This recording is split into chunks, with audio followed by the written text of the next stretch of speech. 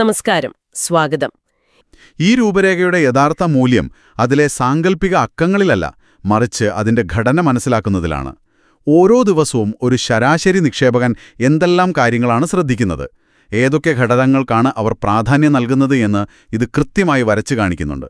ഒരു തരത്തിൽ പറഞ്ഞാൽ ഓരോ ദിവസവും മാർക്കറ്റിനെ സമീപിക്കാനുള്ള ഒരു ചെക്ക് ലിസ്റ്റാണിത്. നിങ്ങൾ പറഞ്ഞത് ശരിയാണ്. ആ ഘടനയിലേക്ക് തന്നെ നമുക്ക് കടക്കാം. ആദ്യത്തെ ഭാഗം തലക്കെട്ടും ആമുഖവും, വെറും 15 സെക്കൻഡ്. വീഡിയോയുടെ തലക്കെട്ട് നോക്കൂ: tomorrow's pre market outlook, Nifty 50 key levels and what to watch. ഇത് വളരെ നേരിട്ടുള്ളതാണ്. കൃത്യമായി എന്താണോ അറിയേണ്ടത് അത് തലക്കെട്ടിലുണ്ട്. ഇത് SEOക്ക് നല്ലതാണെന്ന് സ്ക്രിപ്റ്റിൽ പറയുന്നുണ്ട്. പക്ഷെ അതിനപ്പുറം ഒരു പ്രേക്ഷകന്റെ ഭാഗത്തു നിന്ന് ചിന്തിക്കുമ്പോൾ ഈ തലക്കെട്ട് ഒരുതരം ഉറപ്പു നൽകുന്നില്ലേ? അനാവശ്യമായി സമയം കളയില്ല എന്നൊരു ഉറപ്പ്. തീർച്ചയായും. ഇവിടെ കൗതുകകരമായൊരു കാര്യമെന്തെന്നാൽ ആ തലക്കെട്ട് ഒരു വാഗ്ദാനമാണ്. നിങ്ങളുടെ അടുത്ത കുറച്ച് മിനിറ്റുകൾക്കുള്ളിൽ നാളത്തെ മാർക്കറ്റിനെക്കുറിച്ച് അറിയേണ്ട പ്രധാന കാര്യങ്ങൾ ഞങ്ങൾ പറഞ്ഞുതരും എന്നൊരു വാഗ്ദാനം. സാമ്പത്തിക കാര്യങ്ങൾ ചർച്ച ചെയ്യുമ്പോൾ വിശ്വാസ്യതയും കാര്യക്ഷമതയുമാണ് ഏറ്റവും പ്രധാനം. സ്ക്രീനിൽ വലുതായി നിഫ്റ്റി 50 ടുമോറോസ് ഓപ്പണിംഗ് ഔട്ട്ലുക്ക് എന്നെഴുതി കാണിക്കുന്നതും പശ്ചാത്തലത്തിൽ സ്റ്റോക്ക് എക്സ്ചേഞ്ചിന്റെയോ ട്രേഡിംഗ് ടെർമിനലിന്റെയോ ദൃശ്യങ്ങൾ കാണിക്കുന്നതും അതൊക്കെ തുടക്കത്തിൽ തന്നെ വിഷയത്തിനൊരു ആധികാരികത നൽകുന്നുണ്ട്. ദൃശ്യങ്ങളും ശബ്ദവും തലക്കെട്ടും ഒരേ സമയം ഉപയോഗിക്കുന്നതിലൂടെ വെറും 15 സെക്കൻഡിനുള്ളിൽ പ്രേക്ഷകരെ വിഷയത്തിലേക്ക് പൂർണ്ണമായും ആകർഷിക്കാൻ ഇതിന് കഴിയുന്നു. ഒരു നിമിഷം പോലും പാഴാക്കാതെ വിഷയത്തിലേക്ക് കടക്കുന്നത് കാണുന്നയാൾക്ക് അവതാരകനോടൊരു ബഹുമാനം തോന്നാൻ പോലും കാരണമാകും. അത് ശരിയാണ്. ആമുഖം കഴിഞ്ഞ് നേരെ പോകുന്നത് നിലവിലെ അവസ്ഥ എന്ന ഭാഗത്തേക്കാണ്. ഇവിടെയാണ് ആദ്യത്തെ ഡേറ്റ വരുന്നത്. തലേന്നത്തെ ക്ലോസിംഗ് വിലയും ഫ്യൂച്ചേഴ്സ് മാർക്കറ്റ് നൽകുന്ന സൂചനയും. സ്ക്രിപ്റ്റിൽ ഗിഫ് നിഫ്റ്റിയെക്കുറിച്ചും NSE പ്രീ ഓപ്പൺ പ്ലാറ്റ്ഫോമിനെക്കുറിച്ചുമൊക്കെ പറയുന്നുണ്ട്. ഞാൻ പലപ്പോഴും ഈ പ്രീ മാർക്കറ്റ് റിപ്പോർട്ടുകൾ കാണാറുണ്ട്. പക്ഷേ എന്തുകൊണ്ടാണ് അവരെപ്പോഴും ഗിഫ് നിഫ്റ്റിയെക്കുറിച്ച് ഇത്രയധികം സംസാരിക്കുന്നതെന്ന് എനിക്ക് പൂർണ്ണമായും മനസ്സിലായിട്ടില്ല. അത് ഇത്രത്തോളം പ്രാധാന്യമുള്ള ഒന്നാണോ? അത് പറയുന്നത് പോലെ തന്നെയാണോ മാർക്കറ്റ് എപ്പോഴും തുറക്കുന്നത്? വളരെ നല്ല ചോദ്യമാണ്. ഓരോ നിക്ഷേപകനും രാവിലെ ഉണരുമ്പോൾ ചോദിക്കുന്ന ആദ്യത്തെ ചോദ്യം ഇന്ന് നമ്മൾ എവിടെ നിന്നാണ് തുടങ്ങുന്നത് എന്നതാണ്. ആ ചോദ്യത്തിനാണ് ഈ ഭാഗം ഉത്തരം നൽകുന്നത്. GIFT നിഫ്റ്റി എന്നത്, അതായത് സിംഗപ്പൂർ എക്സ്ചേഞ്ചിൽ ട്രേഡ് ചെയ്തിരുന്ന SGX നിഫ്റ്റിയുടെ പുതിയ രൂപമാണ്. നമ്മുടെ മാർക്കറ്റ് അടഞ്ഞുകിടക്കുന്ന സമയത്തും അവിടെ ഇന്ത്യൻ നിഫ്റ്റിയുടെ ഫ്യൂച്ചറുകൾ ട്രേഡ് ചെയ്യപ്പെടുന്നുണ്ട്. അതുകൊണ്ട് ആഗോള സംഭവ വികാസങ്ങളോട് ഇന്ത്യൻ മാർക്കറ്റ് എങ്ങനെ പ്രതികരിക്കാം എന്നതിൻ്റെ ആദ്യത്തെ സൂചന ലഭിക്കുന്നത് GIFT നിഫ്റ്റിയിൽ നിന്നാണ്.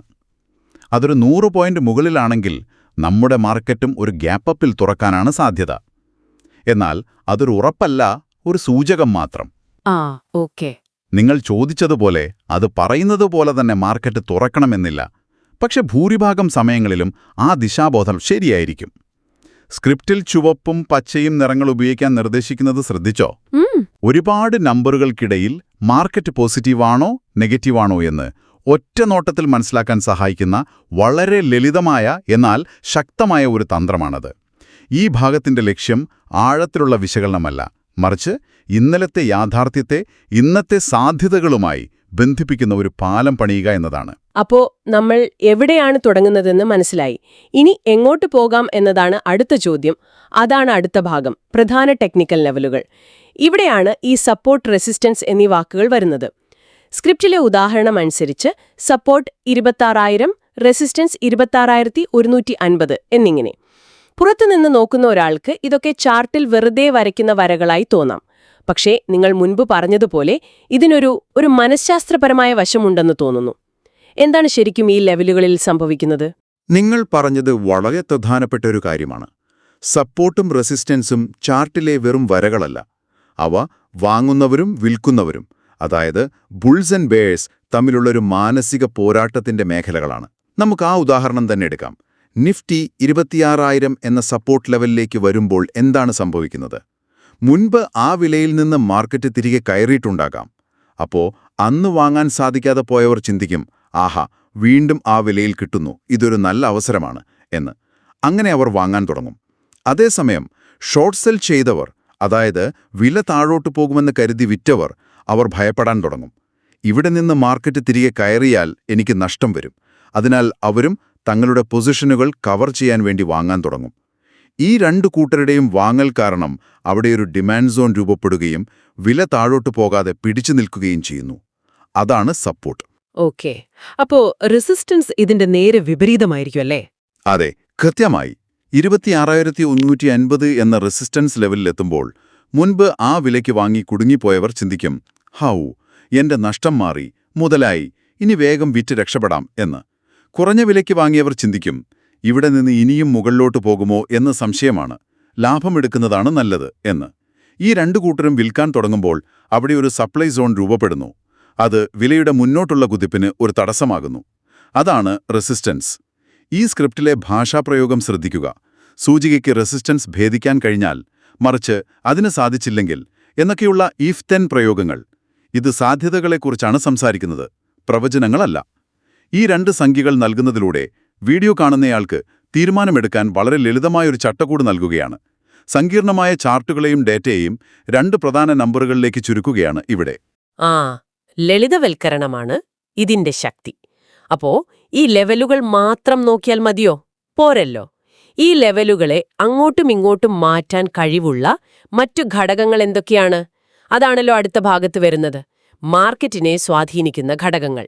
ഇത് എന്ത് എന്നതിൽ നിന്നും എന്തുകൊണ്ട് എന്നതിലേക്ക് ചർച്ചയെ മാറ്റുന്നു. സ്ക്രിപ്റ്റിൽ ഇതിനെ 3 വിഭാഗങ്ങളായി തിരിച്ചിരിക്കുന്നു: ആഗോള സൂചനകൾ, ആഭ്യന്തര ഘടകങ്ങൾ, പിന്നെ പ്രധാന ഓഹരികളും സെക്ടറുകളും. ഈ ഒരു തരംതിരിവ് വളരെ യുക്തിസഹമായി തോന്നുന്നു. തീർച്ചയായും. ഇതിനെ വലിയ ചിത്രവുമായി ബന്ധിപ്പിച്ചാൽ ഈ ഭാഗം നിഫ്റ്റി 50 ചാർട്ടിനപ്പുറത്തേക്ക് പ്രേക്ഷകരുടെ കാഴ്ചപ്പാടിനെ വിശാലമാക്കുന്നുവെന്ന് കാണാം. വിപണികൾ ഒറ്റപ്പെട്ട തുരുത്തുകളല്ല, അവ പരസ്പരം ബന്ധപ്പെട്ടിരിക്കുന്നുവെന്ന് ഇത് പ്രേക്ഷകരെ പഠിപ്പിക്കുന്നു. ഉദാഹരണത്തിന്, ആഗോള സൂചനകൾ എന്ന് പറയുമ്പോൾ എന്താണ് ഉദ്ദേശിക്കുന്നത്? ഇന്നലെ രാത്രി US ഫെഡറൽ റിസർവ് പലിശ നിരക്ക് കൂട്ടിയെന്ന് കരുതുക. അതിന്റെ ഫലമായി US മാർക്കറ്റുകൾ വലിയ നഷ്ടത്തിൽ ക്ലോസ് ചെയ്തു. ഇന്ന് രാവിലെ ഏഷ്യൻ മാർക്കറ്റുകൾ തുറന്നതും നഷ്ടത്തിലാണ്. ഇത് കാണുന്ന വിദേശ നിക്ഷേപക സ്ഥാപനങ്ങൾ, അതായത് FIIs, ഇന്ത്യൻ മാർക്കറ്റിൽ നിന്ന് പണം പിൻവലിക്കാൻ സാധ്യതയുണ്ട്. ഈ ഘടകങ്ങളെല്ലാം ചേർന്ന് നമ്മുടെ മാർക്കറ്റിനൊരു നെഗറ്റീവ് ഓപ്പണിംഗ് നൽകാൻ സാധ്യതയുണ്ടാക്കുന്നു. അപ്പോൾ ആഭ്യന്തര ഘടകങ്ങൾ എന്ന് പറയുമ്പോഴോ? ഒരു ഉദാഹരണം പറയാമോ? തീർച്ചയായും. ആഭ്യന്തര ഘടകങ്ങൾ എന്ന് പറയുമ്പോൾ ഒരുപക്ഷേ ഇന്ന് റിസർവ് ബാങ്കിന്റെ ഒരു നയപ്രഖ്യാപനമുണ്ടാകാം, അല്ലെങ്കിൽ ഏതെങ്കിലും ഒരു പ്രധാനപ്പെട്ട സാമ്പത്തിക ഡേറ്റ, ഉദാഹരണത്തിന് പണപ്പെരുപ്പത്തിന്റെ കണക്ക് പുറത്തുവരാനിരിക്കുന്നുണ്ടാകാം. അതുമല്ലെങ്കിൽ സർക്കാർ പുതിയൊരു നയം പ്രഖ്യാപിച്ചിരിക്കാം. ഇതെല്ലാം മാർക്കറ്റിനെ നേരിട്ട് സ്വാധീനിക്കും. മൂന്നാമത്തെ വിഭാഗമായ പ്രധാന ഓഹരികളെന്നത് നിഫ്റ്റി 50ലെ ഭാരം കൂടിയ റിലയൻസ്, HDFC ബാങ്ക് പോലുള്ള ഓഹരികളെക്കുറിച്ചാണ്. അവയുടെ പ്രവർത്തനഫലം മോശമായാൽ പോലും സൂചികയെ അത് താഴോട്ട് വലിക്കും. ഈ സങ്കീർണമായ കാര്യങ്ങളെ 3 ലളിതമായ ബുള്ളറ്റ് പോയിന്റുകളായി തരംതിരിക്കുന്നത് വിവരങ്ങൾ എളുപ്പത്തിൽ ഓർമ്മിക്കാനും മനസ്സിലാക്കാനും സഹായിക്കുന്നു. ശരിയാണ്. ഇപ്പോൾ ഒരു പ്ലാൻ തയ്യാറായി. എവിടെ തുടങ്ങണം, ഏതൊക്കെ ലെവലുകൾ ശ്രദ്ധിക്കണം, എന്തൊക്കെ കാര്യങ്ങൾ സ്വാധീനിച്ചേക്കാം എന്നെല്ലാം മനസ്സിലായി. ഇനി കളി തുടങ്ങുകയാണ്. മാർക്കറ്റ് തുറക്കുന്നു. ആ സമയത്ത് ശ്രദ്ധിക്കേണ്ട കാര്യങ്ങളെക്കുറിച്ചാണ് അടുത്ത ഭാഗം. മാർക്കറ്റ് തുറക്കുമ്പോൾ ശ്രദ്ധിക്കേണ്ട കാര്യങ്ങൾ. ഇത് വളരെ ചെറുതാണ്, വെറും 20 second. Gap up, gap down, volume and breadth, risk ട്രിഗറുകൾ എന്നിങ്ങനെ 3 കാര്യങ്ങൾ പറയുന്നു. ഇവയെല്ലാം തത്സമയ സൂചകങ്ങളാണെന്ന് തോന്നുന്നു. അതെ, ഇവ തത്സമയ സൂചകങ്ങളാണ്. ഒരു ഗ്യാപ്പ് അപ്പ് എന്ന് വെച്ചാൽ മാർക്കറ്റ് തലേ ദിവസത്തെ ക്ലോസിംഗ് വിലയേക്കാൾ വളരെ മുകളിലായി തുറക്കുന്നതാണ്. ഇത് ഒറ്റ രാത്രി കൊണ്ട് വിപണിയിലുണ്ടായ ഒരു പോസിറ്റീവ് വികാരമാറ്റത്തെ കാണിക്കുന്നു. പക്ഷേ ഇവിടെയാണ് പലർക്കും തെറ്റുപറ്റുന്നത്. വലിയൊരു ഗ്യാപ്പ് അപ്പ് കണ്ട ഉടനെ ചാടിക്കയറി വാങ്ങുന്നത് അപകടകരമാണ്. ആ നീക്കത്തിന് വോളിയം അഥവാ വ്യാപാരത്തിന്റെ അളവ് പിന്തുണയ്ക്കുന്നുണ്ടോ എന്ന് നോക്കണം. നല്ല വോളിയത്തോടെയുള്ളൊരു മുന്നേറ്റം ശക്തമാണ്.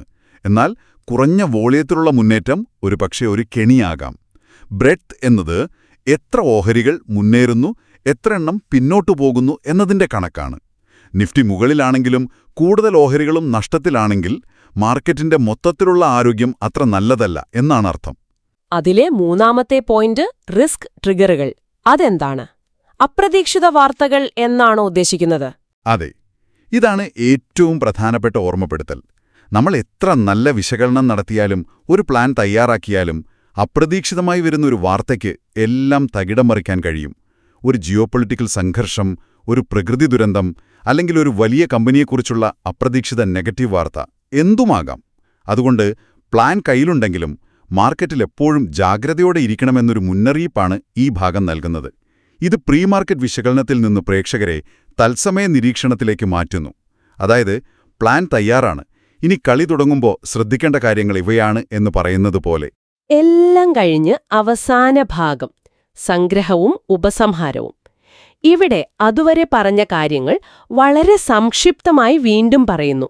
മാർക്കറ്റിന്റെ സാധ്യത, അതായത് ലെഗ് ബയേഴ്സ്, പ്രധാന ലെവലുകൾ, ശ്രദ്ധിക്കേണ്ട കാര്യങ്ങൾ, തിരക്കിട്ട് മാർക്കറ്റ് തുടങ്ങുന്നതിന് തൊട്ടുമുമ്പ് പ്രധാനപ്പെട്ട കാര്യങ്ങൾ ഒന്നുകൂടി ഓർമ്മയിൽ ഉറപ്പിക്കാൻ ഇത് വളരെ സഹായകമാണ്.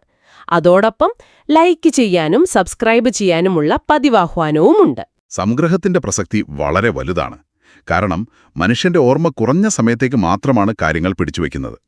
മാർക്കറ്റ് തുറക്കുന്നതിന് തൊട്ടുമുമ്പ് ഏറ്റവും പ്രധാനപ്പെട്ട 2-3 കാര്യങ്ങൾ ഒന്നുകൂടി കേൾക്കുന്നത് തീരുമാനമെടുക്കാൻ സഹായിക്കും. പക്ഷേ അതിലുപരിയായി എനിക്കിഷ്ടപ്പെട്ടത് സ്ക്രിപ്റ്റിൽ അവസാനത്തെ ചോദ്യമാണ്. നാളെ നിങ്ങൾ ബുള്ളിഷാകുമോ അതോ ജാഗ്രത പാലിക്കുമോ? ഇത് കേവലം ഒരു ചോദ്യമല്ല, ഇതൊരു മികച്ച ആശയവിനിമയ തന്ത്രമാണ്. ഇത് പ്രേക്ഷകരെ ചിന്തിപ്പിക്കാനും കേട്ട വിവരങ്ങളുടെ അടിസ്ഥാനത്തിൽ സ്വന്തമായി ഒരു അഭിപ്രായം രൂപീകരിക്കാനും പ്രേരിപ്പിക്കുന്നു. ഇതവരെ വെറും കാഴ്ചക്കാരായി നിർത്താതെ ചർച്ചയുടെ ഒരു ഭാഗമാക്കുന്നു. ഈ ഒരു ചെറിയ ചോദ്യം ആ വീഡിയോയെ വെറുമൊരു വിവര കൈമാറ്റത്തിൽ നിന്ന് ഒരു സംവാദമാക്കി മാറ്റുന്നു. അപ്പോൾ ഇതെല്ലാം കൊണ്ട് എന്താണ് അർത്ഥമാക്കുന്നത്? ഈ സ്ക്രിപ്റ്റ് കേവലം ഒരു മാർക്കറ്റ് റിപ്പോർട്ട് മാത്രമല്ല, വിവരങ്ങൾ കൈമാറുന്നതിനായി വളരെ ആസൂത്രിതമായി രൂപകൽപ്പന ചെയ്ത ഒരു ആശയവിനിമയ ഉപാധിയാണ്. ധാരാളം സാമ്പത്തിക ഡാറ്റയെ എങ്ങനെ സംക്ഷിപ്തവും പ്രവർത്തനക്ഷമവും എല്ലാ ദിവസവും ആവർത്തിക്കാവുന്നതുമായ ഒരു ഫോർമാറ്റിലേക്ക് മാറ്റാമെന്ന് ഇത് കൃത്യമായി കാണിച്ചു തരുന്നു. വ്യക്തത, വേഗത, ഘടന, പിന്നെ പ്രേക്ഷകരുമായുള്ള ഒരു ബന്ധം സ്ഥാപിക്കൽ, ഈ കാര്യങ്ങളാണ് ഇതിന്റെ വിജയരഹസ്യമെന്ന് തോന്നുന്നു. നിങ്ങൾ പറഞ്ഞത് പൂർണ്ണമായും ശരിയാണ്. വിവരങ്ങൾ നൽകുക എന്നതു മാത്രമല്ല, ആ വിവരങ്ങൾ ഉപയോഗിച്ച് പ്രേക്ഷകരെ ചിന്തിക്കാൻ പ്രേരിപ്പിക്കുക എന്ന ലക്ഷ്യം കൂടി ഇതിനുണ്ട്. ഇനി ഈ ചർച്ചയെ അടിസ്ഥാനമാക്കി നമുക്ക് കേൾവികാർക്ക് ചിന്തിക്കാൻ ഒരു പുതിയ ചോദ്യം നൽകാം. ഈ രൂപരേഖ ഒരു പ്രീ മാർക്കറ്റ് വീഡിയോയ്ക്കുള്ളതാണ്. അതായത് മാർക്കറ്റ് തുറക്കുന്നതിന് മുമ്പുള്ള വിശകലനം, ഒരു കഥ തുടങ്ങുന്നതിന് മുമ്പുള്ള പശ്ചാത്തല വിവരണം പോലെ. ഇനി എന്റെ ചോദ്യം ഇതാണ്: ഒരു പോസ്റ്റ് മാർക്കറ്റ് വീഡിയോ തയ്യാറാക്കാൻ ഈ ഘടനയിൽ നിങ്ങൾ എന്ത് മാറ്റങ്ങൾ വരുത്തും? അതായത് ഒരു ദിവസത്തെ വ്യാപാരം കഴിഞ്ഞതിനു ശേഷമുള്ള ഒരു വിശകലനത്തിനോ. അവിടെ പ്രധാന കഥാപാത്രങ്ങൾ ആരായിരിക്കും? ഏത് ഡാറ്റാ പോയിന്റുകൾക്ക് നിങ്ങൾ കൂടുതൽ പ്രാധാന്യം നൽകും? ഏതിനൊക്കെ പ്രാധാന്യം കുറയും? ഉദാഹരണത്തിന് ജിഫ്റ്റ് നിഫ്റ്റിക്ക് അപ്പോൾ പ്രസക്തിയുണ്ടാകുമോ? പകരം അന്നത്തെ ഏറ്റവും വലിയ നേട്ടമുണ്ടാക്കിയവരെയും നഷ്ടം വന്നവരെയും കുറിച്ചാണോ സംസാരിക്കേണ്ടത്? കഴിഞ്ഞുപോയൊരു വ്യാപാര ദിവസത്തിന്റെ കഥ പറയാൻ നിങ്ങൾ ഏതൊക്കെ പുതിയ ഭാഗങ്ങൾ ഇതിൽ കൂട്ടിച്ചേർക്കും? അതൊരു മികച്ച ചോദ്യമാണ്.